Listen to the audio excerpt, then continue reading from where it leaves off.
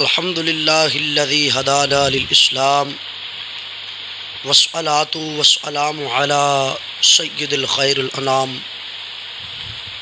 معزز سامعین کرام، بندہ ناچیز محمد اویس رضا سعدی چشتی جناب کی خدمت میں حاضر ہے۔ احباب ذی وقار، آج میں نے جناب کے سامنے جس موضوع پر گفتگو کرنی ہے وہ گفتگو انتہائی اہم ہے، لہٰذا احباب سے گزارش ہے کہ اس گفتگو کو مکمل سماعت ضرور کیجیے گا انشاءاللہ تعالی۔ بالخصوص وہ لوگ جو راہ حق کے متلاشی ہیں ان کو حق کی پہچان ہو جائے گی اور آج کے ان فتنوں سے وہ باخبر ضرور ہو جائیں گے۔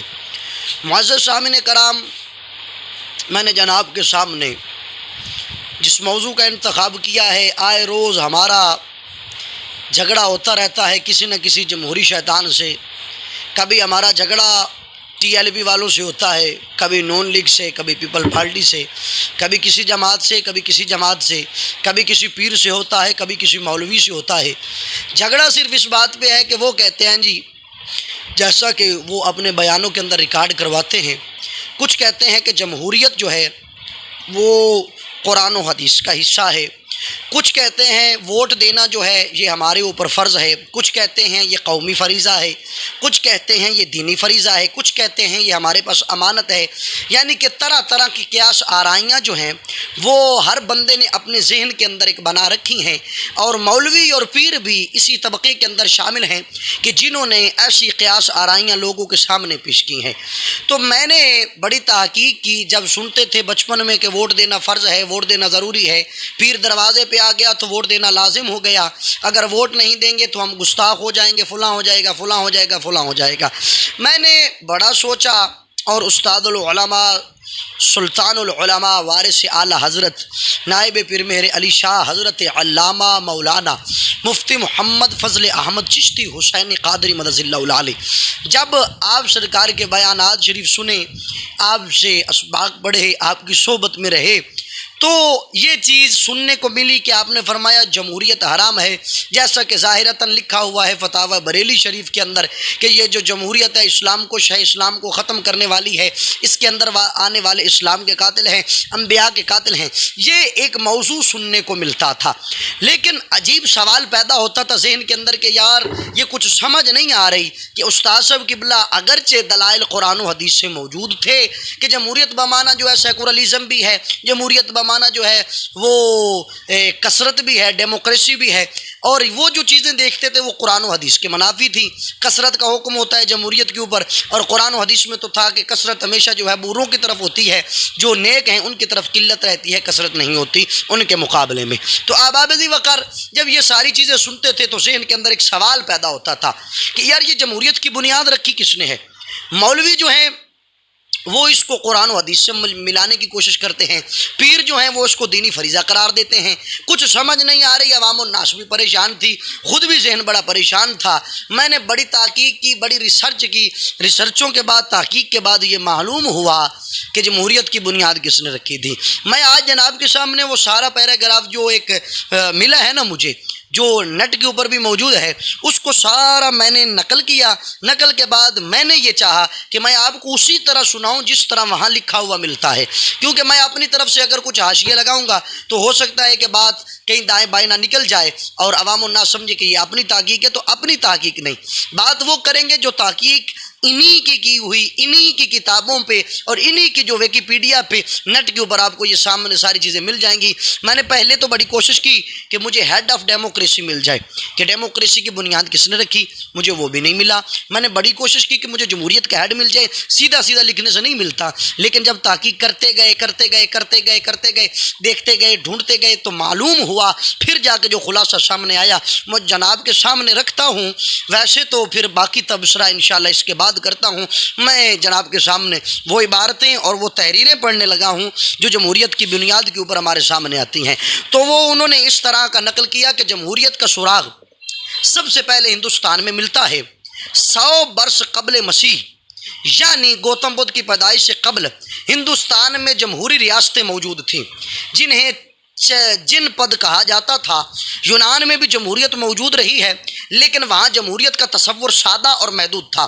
سادہ اس معنی میں کہ یونان میں جو ریاستیں تھیں وہ شہری ریاستیں کہلاتی تھیں، جو چھوٹے چھوٹے شہروں پر مشتمل تھیں اور چھوٹی چھوٹی ریاستیں ہوا کرتی تھیں۔ تو آگے انہوں نے کہا کہ ایک شہر ایک مستقل حکومت ہوتا تھا، دوسرا شہر دوسری حکومت، اور تیسرا شہر تیسری حکومت۔ شہر بھی بڑے نہیں ہوتے تھے۔ یونان کا سب سے بڑا شہر جو ہے وہ ایتھنز تھا، جس کی آبادی زیادہ سے زیادہ 10,000 افراد پر مشتمل تھی۔ لہٰذا جمہوریت کا تصور یہ تھا کہ بادشاہ خاص اور بڑے فیصلوں میں عوام کی رائے معلوم اور اسی جگہ ممکن ہے جہاں چھوٹا سا ملک اور مختصر سی آبادی ہو۔ چنانچہ بڑی سلطنتیں قائم ہوئیں، مثلا روم کی سلطنت، تو وہاں یہ صورت ممکن نہ تھی۔ اور کیا ہوا؟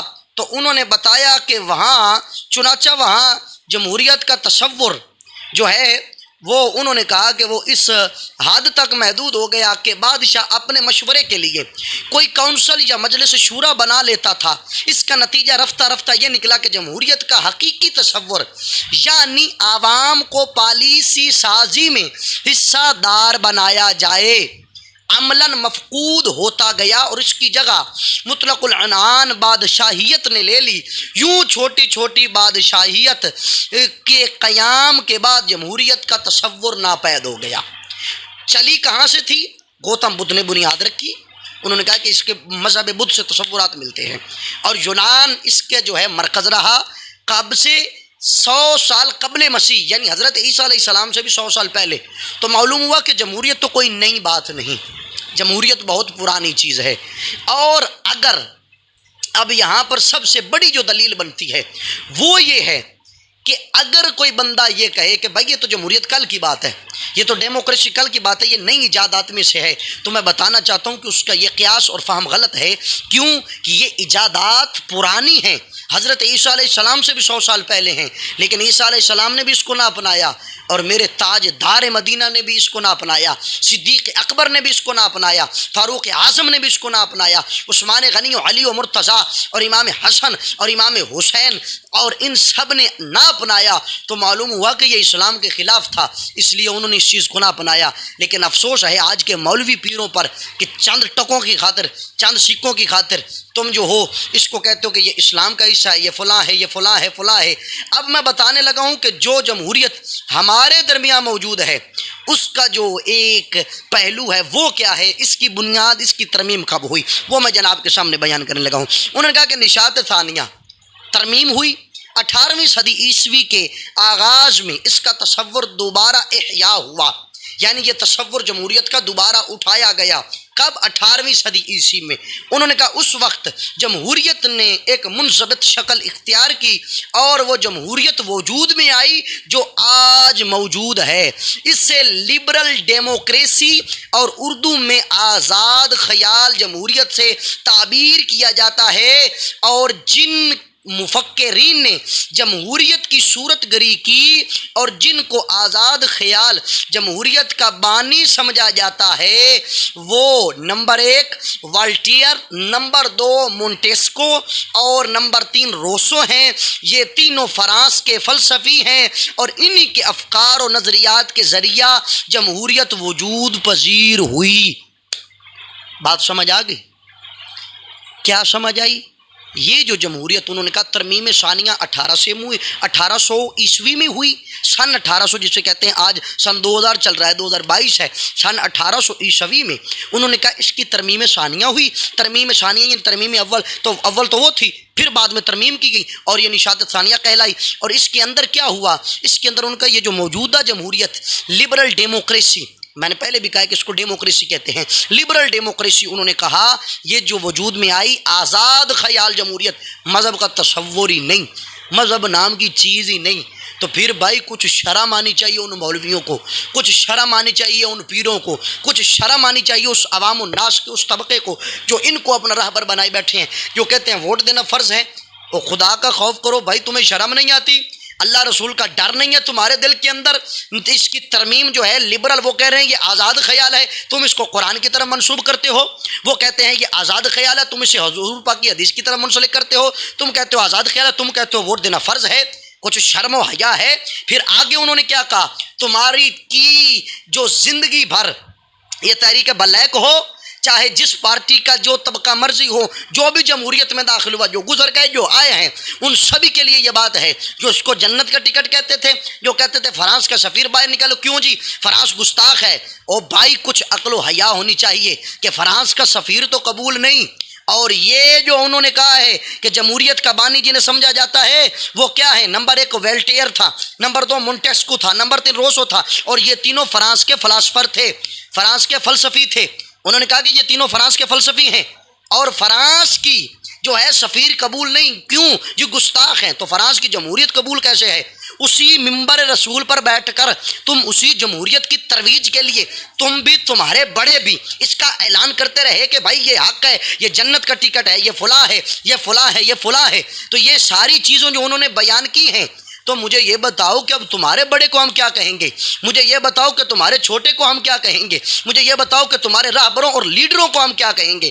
تو یہ ساری باتیں جو ہیں ایک طرف ہو گئیں، اور تم جو ہو اس کو جنت کا ٹکٹ کبھی کہتے ہو، کبھی راہ نجات کہتے ہو، اور وہ تمہارا بڑا تو اس حد تک کہہ گیا کہ جو صحابہ کام نہیں کر سکے وہ تم ووٹ دے کر کر سکتے ہو۔ کچھ خدا رسول کا خوف ہونا چاہیے، کچھ شرم و حیا ہونی چاہیے۔ یہ بلی تھیلے سے باہر آ گئی۔ تم کہتے تھے یہ فلاں ہے، یہ فلاں ہے، کوئی کہتا تھا یہ پیر کا فرض ہے، کوئی کہتا تھا ووٹ دینا یہ جو نبی کا فرض ہے، کوئی کہتا تھا ہمارے اوپر فرض ہے، نہیں دیں گے تو ہم کافر ہو جائیں گے، مرتد ہو جائیں گے، مشرک ہو جائیں گے، شرک ہو جائے گا، فلاں ہو جائے گا، فلاں ہو جائے گا۔ او بھائی جو نظریہ اور ایجنڈا ہم نے اٹھایا تھا کہ ووٹ لینا بھی کفر ہے، ووٹ دینا بھی کفر ہے، تو آج ہم نے ثابت کر دیا۔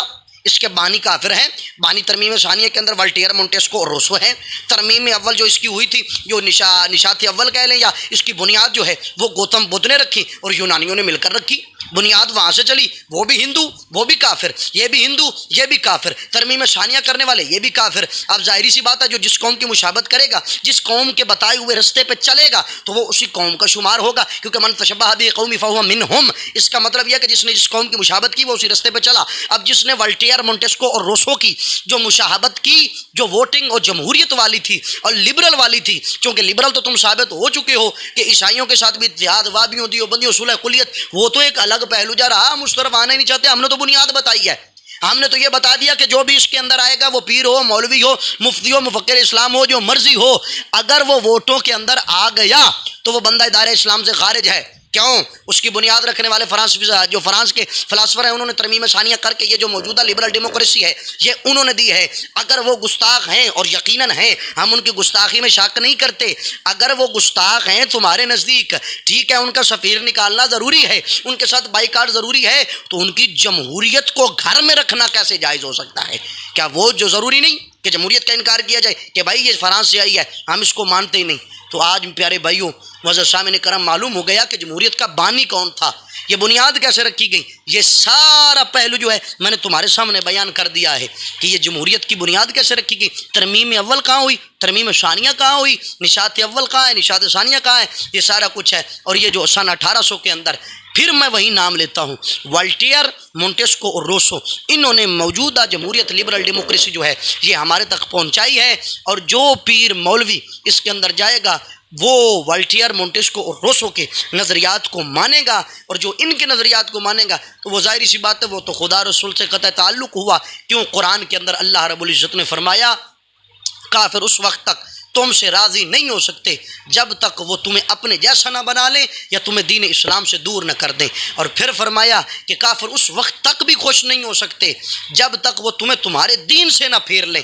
تو معلوم ہوا کہ اگر ان کے بتائے ہوئے طریقے، اور آج وہ اتنا سارا کچھ جمہوریت کے لیے کر رہے ہیں، ڈیموکریسی کے لیے IMF قرضے دے رہا ہے، ڈیموکریسی کے لیے، جمہوریت کے قیام کے لیے افغانستان کے اندر انہوں نے بچے مار دیے، 100 سال تک انہوں نے مسلمانوں کا قتل عام کیا، تو یہ جمہوریت اتنی پیاری تو انہیں ہے نا۔